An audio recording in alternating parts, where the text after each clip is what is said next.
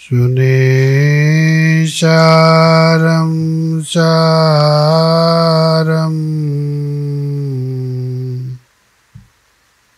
શુચિકનકબોટં પરિદધન નિચોલમ કૌસુંભમ કટિતટપટં ચારુણરુચિં ભવો નારાયણૈમાન વરવલયકે યુરમુકુટાન અસદ્વક્ત્રેન્દોર્મે દૃષિજયતુ નારાયણમુનિ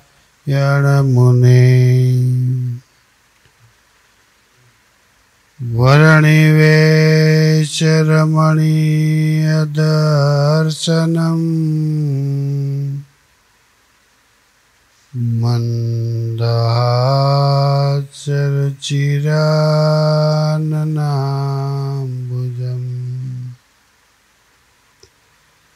પૂજિतं સુરનરોત્તમૈર્મુદા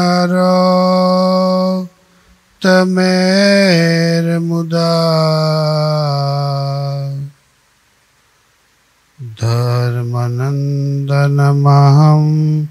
વિચિन्तये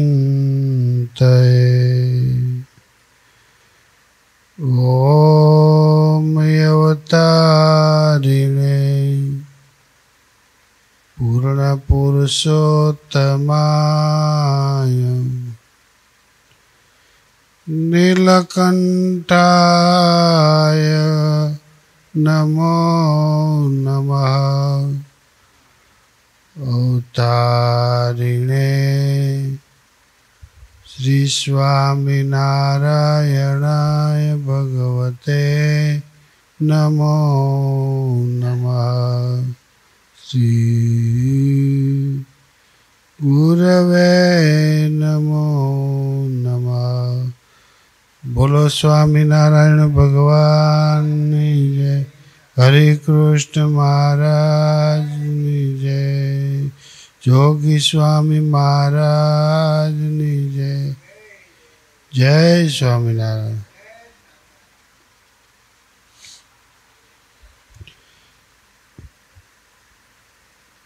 વચનામૃત ગિરડા પ્રથમનું પહેલું, ચોથો પ્રશ્ન.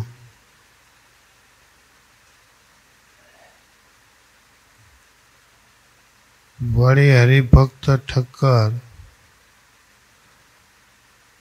શ્રીજી મહારાજને પ્રશ્ન પૂછ્યો જે કેટલાક તો ઘણા દિવસ સુધી સત્સંગ કરે છે તો પણ તેને જેવી પોતાના દેહ અને દેહના સંબંધીને વિશે ગાઢ પ્રીતિ છે તેવી સત્સંગમાં ગાઢ પ્રીતિ થતી નથી. તેનું શું કારણ છે? પછી શ્રીજી મહારાજ બોલ્યા છે,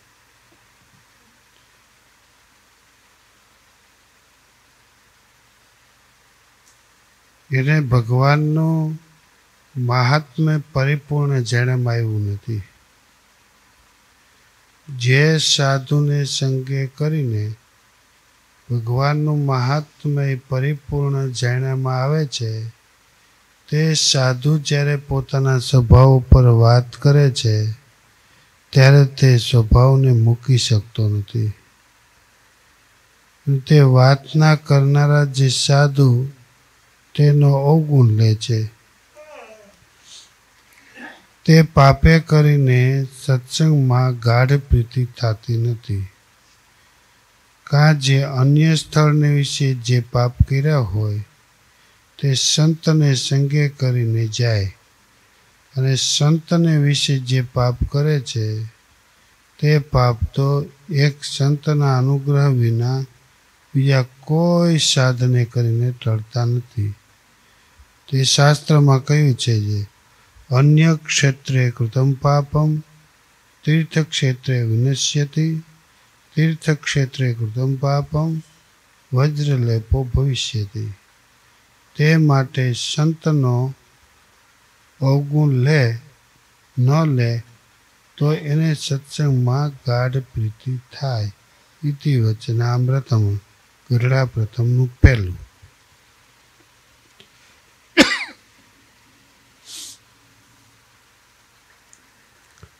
આ વચનામૃતમાં મહારાજે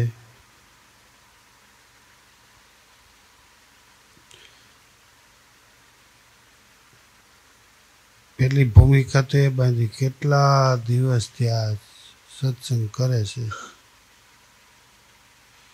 કુસંગ નથી કરતો, સત્સંગ કરે છે. મંદિરે જાય, પૂજા પાઠ કરે, કથા વાર્તા કરે, ભજન કરે.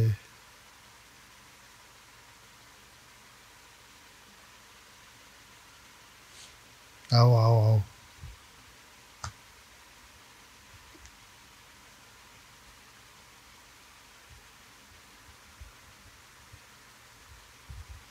પણ તકલીફ એ છે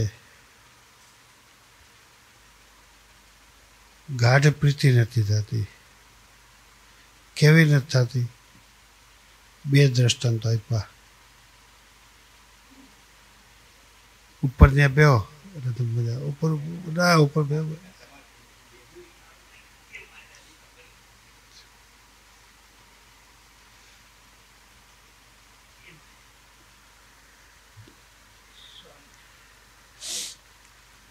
આપણા અનુભવનું દ્રષ્ટાંત. જેવી દેહને વિશે, દેહના સંબંધીને વિશે, બીજા સંબંધી દેહના સંબંધી, બેમાં જે ગાઢ પ્રીતિ થાય છે બધાને નજરે આવે છે, દેખાય છે.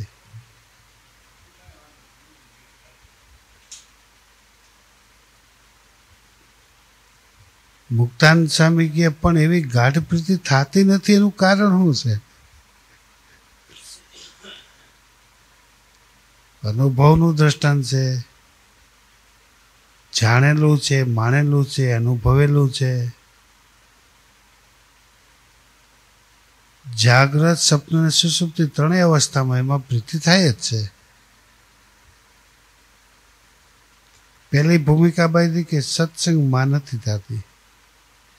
બીજે બુદ્ધિ મહારાજ તમે આનો ઉત્તર આપો. મહારાજ કે પહેલા એક જ લીટીમાં કહ્યું ભગવાનનું માહિતમ પરિપૂર્ણ જાણ્યામાં એવું નથી. એકવાર ભગવાન જેવા જેવા ઓળખાઈ જાય તો બીજે પ્રીતિ ન થાય. આ તો મુદ્દાની વાત. એનો અર્થ એ કે ભગવાનનો મહિમા નથી સમજાતો, ભગવાનના દર્શન નથી થતા. એકવાર મહિમા સમજાય તો એમાં પ્રીતિ થાય ને થાય. પ્રીતિના બે છે, કોઈને કરવી પડતી જ નથી. અનેક પ્રકારના પદાર્થો છે પણ હોનું એક એવું છે, નાની કણકી હાથમાં આવી હોય એમાં હેત થઈ જાય, પ્રીતિ થઈ જાય. ખબર છે આ હોનું છે, આ કિંમતી છે, આનો ભાવ આવે એમ છે, આ સુખી કરશે, એટલે એમાં પ્રીતિ સેજ જતી જાય. બીજું સ્ત્રીમાં મહારાજ કે પડખે નીકળી હોય, ખાલી કપડું પડ્યું હોય તો એ બંધન કરતા છે. સોનું ને સ્ત્રીમાં જેવું બંધન છે કોઈ પદાર્થમાં બંધન નથી. એના જેવું સુખે નથી. અનાદિકાળથી જીવ જાણે છે. એમ જો ભગવાનમાં પ્રીતિ થાય, ગાઢ પ્રીતિ થાય, નોછાવર થાય, સ્વાભાવિક પ્રીતિ થાય તો મહારાજ કહે તો કામ થાય. આવું મહારાજે કીધું. પછી કે નથી થતી એનું કારણ બતાવ્યું. કરીએ છીએ છતાં નથી થતી એનું કારણ એ છે જેવો છે એવો મહિમા જણાવવાનું નથી. કદાચ ચાલો ભગવાન તો નથી મળતા, કરોડો જન્મ સુધી તપ કરે તો ભગવાનનું દર્શન થતું નથી. ઋષિ મુનિઓ થાકી ગયા, સંતો થાકી ગયા, મહંતો થાકી ગયા, ભગવાનના દર્શન થતા ની વાત તો પાકી છે.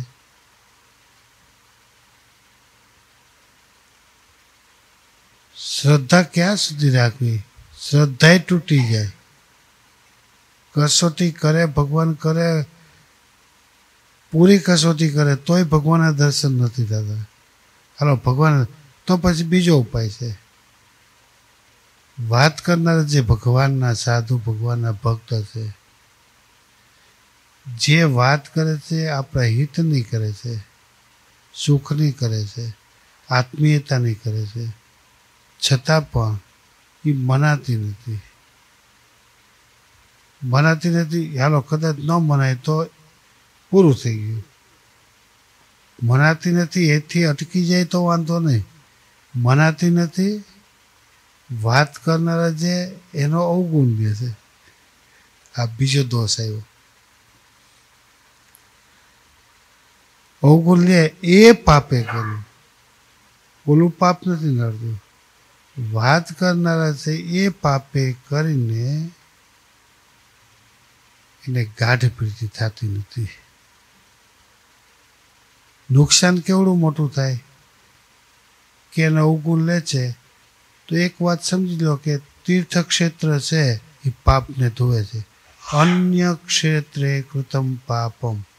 ગમે એટલા પાપ કર્યા હોય, ગમે તે ક્ષેત્રમાં, મંદિરમાં, દર્શનમાં કે ગમે તે નિમ ધર્મમાં, અન્ય ક્ષેત્રે, ક્ષેત્ર નથી બતાવ્યું, કોઈ પણ પાપ કર્યા હોય, અન્ય ક્ષેત્રે કૃતમ પાપમ તીર્થક્ષેત્રે વ્યજ્ય. પાછી એ પાપ પાછા તીર્થમાં કરે. એક તો પાપ હતા, પાછા તીર્થમાં કર્યા, ડબલ પાપ થયા. પાછું કીધું તીર્થક્ષેત્રે કૃતમ પાપમ. તીર્થક્ષેત્રમાં જે પાપ ભલે કર્યા ડબલ થયા, લાખ ગણા થયા. વજ્રલેપ થઈ ગયા પાપ. પણ તીર્થમાં જો ન કરે, જેનો સંગ કર્યો છે એની વાત મનાઈ જાય, વાત ગળે ઉતરી જાય, ખાલી માનવાની છે, મને સારું કહે છે. કેટલો સરસ ઉપાય બતાવ્યો. એ મનાઈ જાય ને તો પણ એને સત્સંગમાં ગાઢ પ્રીતિ થાય. આ વચનામૃતની આવી વાત છે. સંસાર આખો આવી જાય, મોક્ષ માર્ગ આખો આવી જાય. જે વાત તમારામાં છે એ વાત આધ્યાત્મિકમાં છે. દીકરીને પરણાવી હોય, માતા પિતાને કેટલો હરખ હોય, સંકલ્પ કરી કરીને થાકી જાય, ઠેકાણે પડી જાય તો ચિંતા મટી જાય. અને ઠેકાણું આવે, સારું ઠેકાણું, હાશ ભગવાને બહુ મોટી કૃપા કરી, ખર્ચો કરે, આપી દે એને, ઠેકાણું સારું મળી ગયું હોય. તો પ્રશ્ન મોટો એ થાય, દીકરી પિયર ગઈ, ત્યાં મન માનતું નથી, આ ભૂલાતું નથી. માતા પિતા પાસે મન માનતું નથી, પિયર એ ભૂલાતું એ માનતું નથી, માતા પિતા ભૂલાતા નથી. બધું બદલાઈ ગયું. ત્યાં શું આડું આવે છે? માયા આડી આવે. સુખ છે તોય આડું આવ્યું. ધામમાં જતા એક ભાગવતી તનું, એક બ્રહ્મય તનું, મહારાજે ભાગવતી તનુની વાત જ અહીંયા નથી કરી. બ્રહ્મય તનુને પામે ભગવાનનો ભક્ત. સ્વામીએ પ્રશ્ન એવો જ પૂછ્યો હતો મુક્તાનંદ સ્વામીએ કે ભગવાનના ધામમાં જાય ત્યારે કેવા દેહને પામે? મહારાજ કે બ્રહ્મય દેહને પામે. ભાગવતી તનુની તો વાત જ નથી. છતાં પણ એવું સુખ પ્રાપ્ત થાય છે. પછીનો તરત જ પ્રશ્ન આવે છે, ઉપરનો જે પ્રશ્ન અનુસંધાન, એવા સુખને પામે તોય માયા આડી આવે. જે કાંઈ સુકૃત કરીએ, ભજન કરીએ, ધ્યાન કરીએ, એમાં જે કંઈ આડું આવે એને માયા સમજી લે. આપણે માયા કોને સમજી? આ સંસાર છે, પંચ વિષય છે, એને માયા સમજી. મહારાજ કે નહીં, આડું આવે છે એ માયા. ભગવાનનું ભજન કરતા જે આડું આવે, મંદિર આડું આવે તો મંદિરે માયા લ્યો, એને હોત માયા ઠેરાવી. એમાંથી બહાર કાઢવા માટે જેવી દેહમાં પ્રીતિ છે, જેવી સત્સંગમાં પ્રીતિ અને કુટુંબમાં પ્રીતિ છે, એવી જ સત્સંગમાં કરવી હોય, નથી થતી ને કરવી હોય તો ઉપાય બતાવ્યો.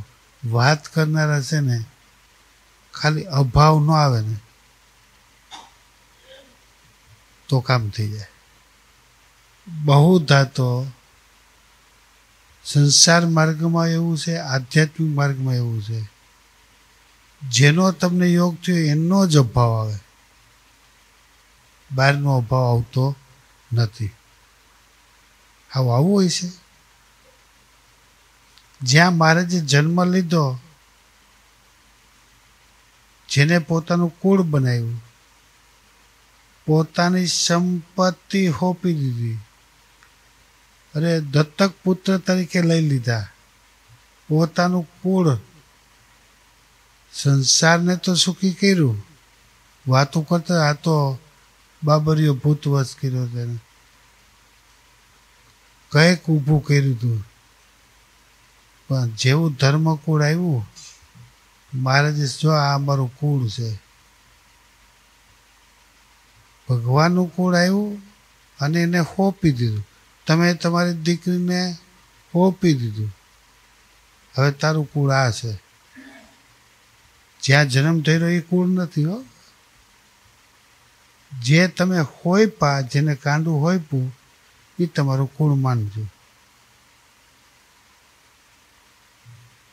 ન્યાય એને મનાતું નથી અને આ એને ભૂલાતું નથી. સમજાય છે? કઈ ખબર પડે આમાં? આચાર્યના કાંડા કોને હોયપા? આચાર્યના કાંડા કોને હોયપા? સાધુને હોયપા. નિમિત્ત બનાવ્યા. ચોખ્ખું લાગ્યું કે ત્યાંથી ડરતા રહેજો. હવે આચાર્ય છે, જેને માનવાના છે, પૂજવાના છે, આરતી ઉતારવાના છે, એની આજ્ઞા પર આ સભામાં આચાર્ય આવે તરત જ અમારે નીચે ઉતરી જવું પડે. મર્યાદા છે. ભલે સત્તા હોય પી, આચાર્ય આવે ત્યારે સત્તાનો ઉપયોગ ન કરતા. એ ભલે કરે પણ તમારા ઉપયોગ નહીં કરવાનો. જો અમે ઉપયોગ ન કરીએ અમે સુખી થાય. જ્યાં સુધી ગાદી ઉપર હોય ત્યાં સુધી આચાર્ય ગણાય. કોરટ થયું હોય પણ એને ચુકાદો ન આપ્યો હોય ત્યાં સુધી આચાર્ય ગણાય. હાલો કદાચ આચાર્ય ન ગણો, બ્રાહ્મણનો દીકરો તો છે, બ્રાહ્મણનો દીકરો છે, ધર્મકુળ છે. એટલે આપણે આ હેતુથી મહારાજનો ફોટો આપણે કાઢ્યો નહીં. ઘણા દેશકાળો ઊભા થયા પણ આપણે ફોટો ન કાઢ્યો. એક જ માનતા હતા કે ધર્મનું કુળ છે. બીજું આપણે એ માનતા હતા શ્રીજી મહારાજે 6 અંગની સ્થાપના કરી છે, એમાં એક અંગ છે. એક અંગને ખંડિત કરો તો કેવી દશા ઊભી થાય.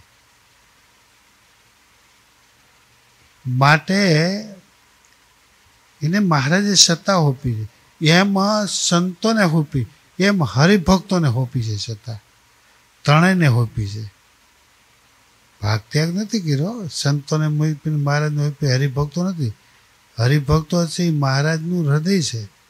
જેમ આચાર્ય છે મહારાજનું હૃદય છે, સંત છે એ હૃદય છે. 41મા પ્રકરણમાં કહ્યું એમ હરિભક્ત છે એ હૃદય છે. જે મોટા સંતો થઈ ગયા, હરિભક્તો સામી નજર રાખી, એ સાધુ કોઈ દુઃખી નહીં થાય. જે હરિભક્તો સામી નજર નથી રાખતા એ ગમે એવો સુખી હોય તોય દુઃખી થાય. આવા હરિભક્ત બાયડી છોકરાવાળા છે, સંસારી છે, સ્વભાવવાળા છે, પ્રકૃતિવાળા છે, કુટેવવાળા છે, તો પણ આજ્ઞા કોની છે? મહારાજની આજ્ઞા છે. એટલે ગુણત્તાન સ્વામી પહેલું એલું સંતોને પાઠ ભણાવ્યા. ગામડા ફરવા જાય ને, સંતોને કહે બધાને વાતો કરજો, બધાને દર્શન દેજો, બધાને ઉપદેશ આપજો, પણ આ 4 જણની વાતો સાંભળજો, એના દર્શન કરજો. ગ્રસ્ત હતા,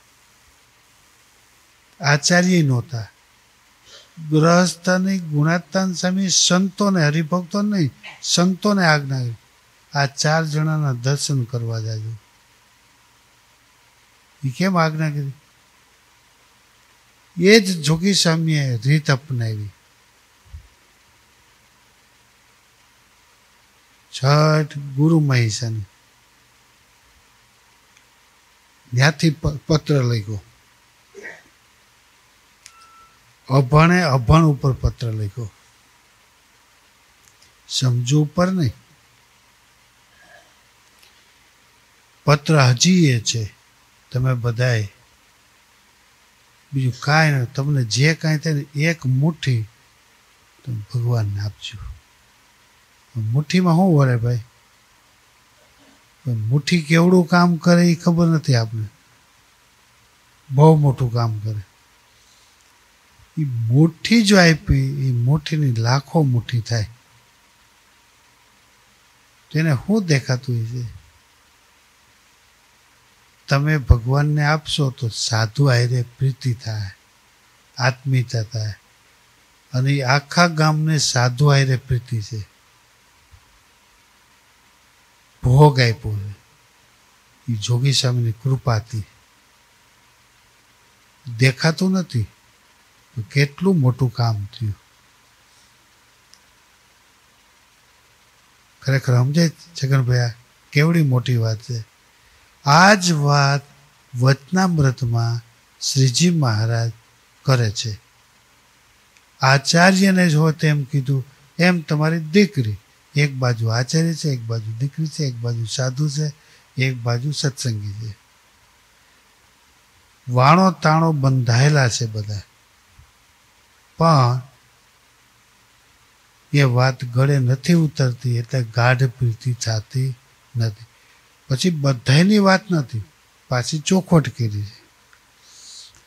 જેની સાથે તમને સંતોષ થાય એકની જ આજ્ઞા પાડો. બધાને આજ્ઞા પાડવાની જરૂર નથી. આજ્ઞા પણ બધાને અવગુણ કોઈને લેવો એ તો બધા માટે છે. આ ભૂમિકા સમજવા જઈએ. હવે જેની આજ્ઞા પાડો છો, જેની રુચિમાં રહ્યો છો, એ બીજા જુએ છે, બીજા એટલું ખાલી ગુણ લો કે આ એની આજ્ઞામાં છે. મોટા સંતોને આ રીત સંબંધવાળો છે માટેનું સારું થાય. પણ ઓલો સંબંધવાળો હોય, આ કળિયુગનો એવો પ્રભાવ છે ને, ઓલો ઓનો છે, આનો છે, ઓલો ઓનો છે, આનો છે. એ વિવેક નથી. લ્યો, કોને કહેવા જવું? સમજવા જેવી બહુ વાત છે. સ્વામિનારાયણ સંપ્રદાયનું જે આખું બંધારણ છે ને, જીવથી એ સંત કોઈ ઓની સાથે હેતવાળો હોય તો ભાઈ એની સારી જગ્યાએ તો છે ને. બસ એ આપણે સહન કરવાનું છે. મૃત્યુલોકમાં દુઃખ તો આવવાના છે, હર્ષશોક તો થવાના છે, લાભ ગેરલાભ તો થવાના છે, પણ છતાંય એમાં હિંમત રાખવી. હા, પોતે ભૂલ કરી હોય તો એનું ફળ તો એને જ ભોગવવાનું છે. પોતે ભૂલ ન કરે બીજાએ ભૂલ કરાવી, એમાં વ્યક્તિ શું કરે? ભરત રાજા મૃગલાનું સારું કરવા ગયા.